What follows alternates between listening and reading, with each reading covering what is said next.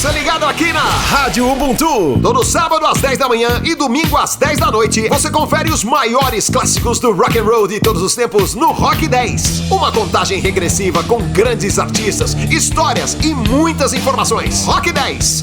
Todo sábado às 10 da manhã e domingo às 10 da noite, aqui, Rádio Ubuntu.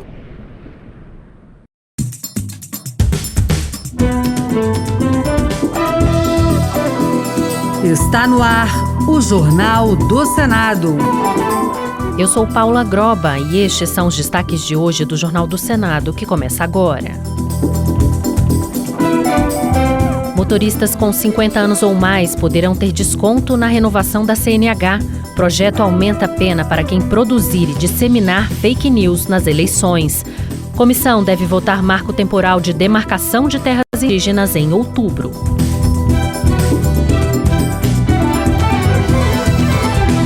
Boa noite. A Comissão de Constituição e Justiça marcou para outubro a votação de uma proposta de emenda à Constituição que define um marco temporal para a demarcação de terras indígenas. O objetivo da PEC é resolver definitivamente essa questão, que atualmente gera discussões entre os poderes legislativo, executivo e judiciário. A proposta estabelece a data de 5 de outubro de 1988 como marco temporal para a demarcação de terras indígenas. O repórter Bruno Lourenço tem os detalhes. Para alguns, a data da promulgação da Constituição seria o chamado marco temporal para o reconhecimento da ocupação tradicional indígena. O Supremo Tribunal Federal, no entanto, decidiu contrariamente a essa tese e entendeu que o direito indígena à demarcação é originário, portanto, anterior a qualquer marco. O Congresso Nacional aprovou, então, um projeto de lei para definir o 5 de outubro de 1988 como marco temporal. O presidente Lula vetou, mas os parlamentares derrubaram o veto.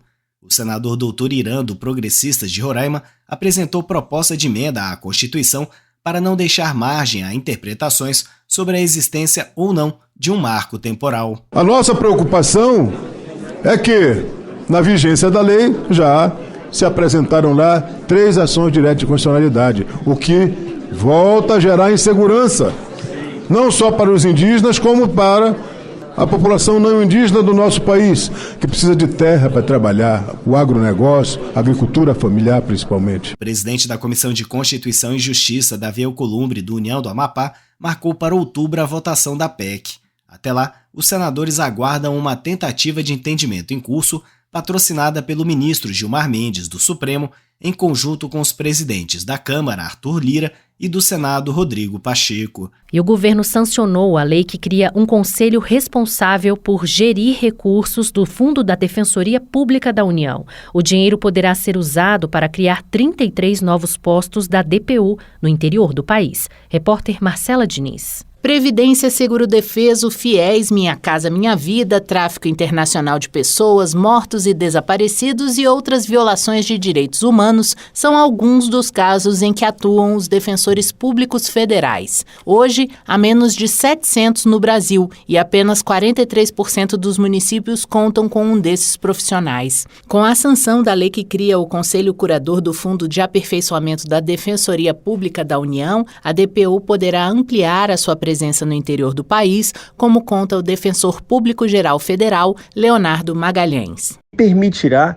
que a Defensoria Pública da União possa custear 33 postos no interior do país, permitindo que a Defensoria possa atuar em favor da população, e o apoio dos senadores e senadoras e todo o Congresso Nacional foi fundamental. O projeto que deu origem à lei nasceu por iniciativa da Defensoria Pública da União e da Associação Nacional dos Defensores Públicos Federais. No Senado foi aprovado em julho com o relatório do senador Eduardo Gomes, do PL do Tocantins. Tenho certeza que ganha o direito do cidadão comum, principalmente aqueles mais necessitados. O Conselho Curador do Fundo será composto pelo defensor e pelo subdefensor Público-Geral Federal, pelo diretor da Escola Nacional da Defensoria Pública da União e por 3 defensores eleitos pelo Conselho Superior da DPU.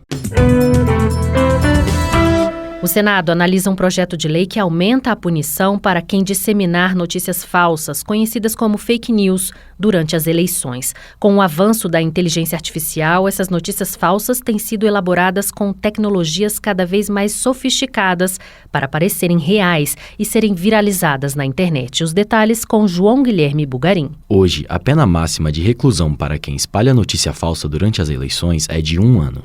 Um projeto do senador Randolfo Rodrigues, do PT do Amapá, aumenta a punição para até 5 anos de reclusão para quem produzir, oferecer, financiar, vender e espalhar conteúdos falsos sobre partidos ou candidatos, tanto na campanha eleitoral como nos 6 meses que antecedem as votações. A preocupação dos senadores com as fake news nas eleições aumentam na medida em que se torna cada vez mais difícil para o eleitor distinguir o que é falso do que é realidade.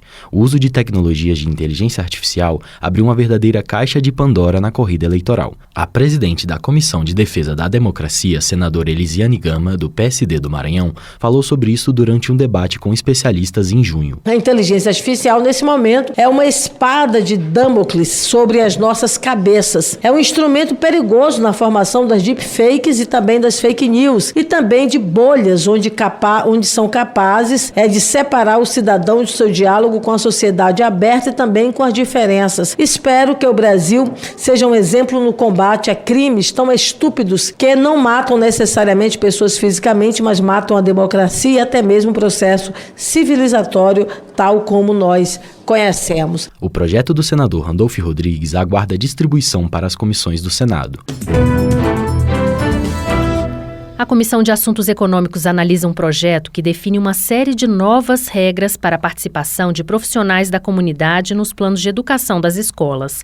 Os senadores do colegiado iniciaram a discussão da proposta, mas a votação ficou para depois do recesso parlamentar. Repórter Bruno Lourenço. O projeto de lei em análise na Comissão de Assuntos Econômicos diz que a gestão democrática na educação abrange necessariamente a participação dos profissionais da área, de estudantes e de toda a comunidade educacional. O senador Paulo Paim, do PT do Rio Grande do Sul, explicou que a proposta traz critérios para assegurar a participação ampla da sociedade na discussão, elaboração, implementação e na avaliação de planos e políticas educacionais e projetos pedagógicos. A sua aprovação permitirá uma melhor qualificação dos processos de escolha e de supervisão dos gestores das nossas escolas e, de forma articulada, fortalece e orienta nacionalmente com maior detalhamento a regulamentação da gestão democrática a partir de diretrizes e parâmetros comuns,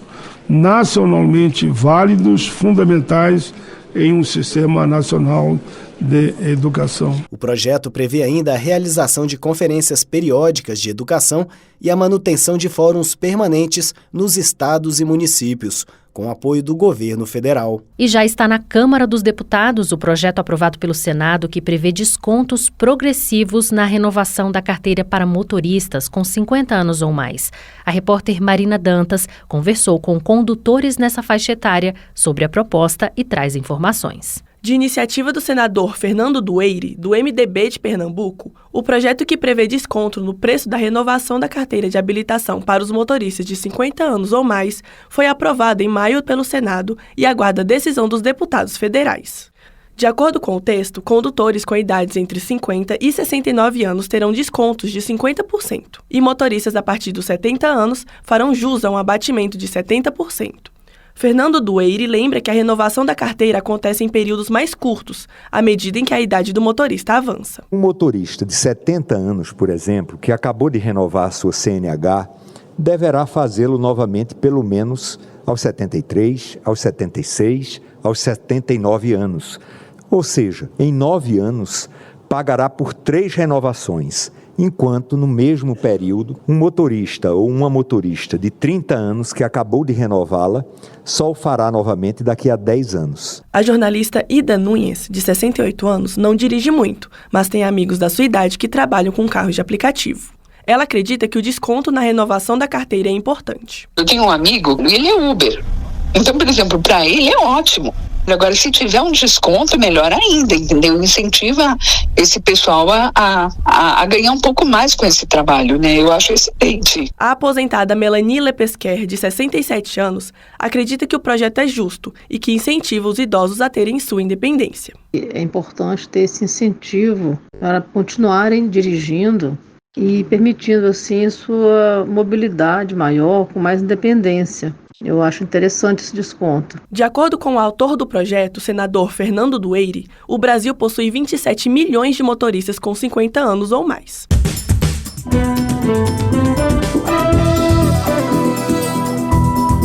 Com trabalhos técnicos de Eliseu Caires, o Jornal do Senado fica por aqui. Acompanhe agora as notícias da Câmara dos Deputados. Boa noite e até amanhã.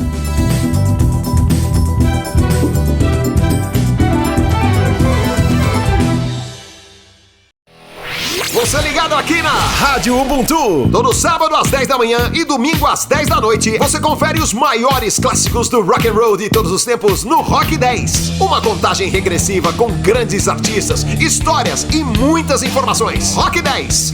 Todo sábado às 10 da manhã e domingo às 10 da noite, aqui, Rádio Ubuntu.